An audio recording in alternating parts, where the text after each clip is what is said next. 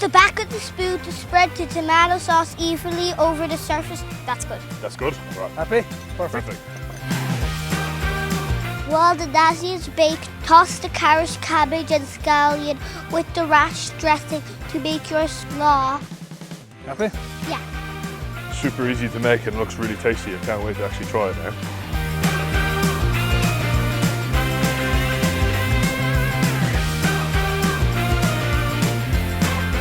Ollie, what's your favourite thing about dinner? Talking. That's it. That's the best part.